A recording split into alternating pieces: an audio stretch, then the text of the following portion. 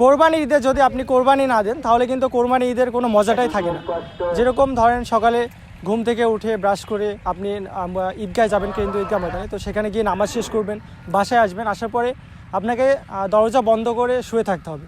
আর আমি গতকালকে টিকটক বা ফেসবুক স্ক্রল করছিলাম, তো স্ক্রল করতে করতে দেখলাম যে একটা পোস্ট করছে যে দীর্ঘ 19 বছর পরে বাবার নিজের কিছু টাকা দিয়ে একটা কোরবানি দিলাম, আলহামদুলিল্লাহ।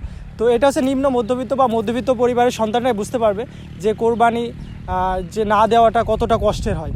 আসলে এটা বোঝার ক্ষমতা শুধুমাত্র নিম্ন মধ্যবিত্ত বা মধ্যবিত্ত পরিবারের সন্তানদের আছে। আর তারপরে দেখেন দরজা বন্ধ করার পরে কিন্তু চারিপাশে আপনার মাংসে কাটার আওয়াজটা আপনার কানে যাবে, কিন্তু আপনি সেখানে গিয়ে আনন্দটা উপভোগ করতে পারবেন না, শুধুমাত্র কোরবানি না দেওয়ার কারণে।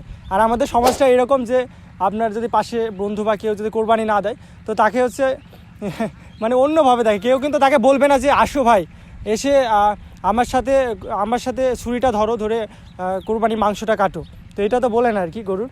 আর আমার পিছে দেখেন অনেকগুলো গরু আছে, কিন্তু গাভী গরু থেকে আর গরু থেকে সব গরুই আছে আর কি। তো মাশাআল্লাহ অনেক বেশি সুন্দর লাগছে।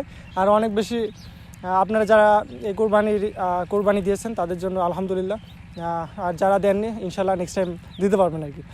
আর মাশাআল্লাহ অনেক বেশি সুন্দর লাগছে, ভিউটা দেখেন পিছে যে গরুগুলো আছে এগুলো কিন্তু অনেক বেশি ভালো লাগছে, যার কারণে এটা আপনাদেরকে দেখালাম।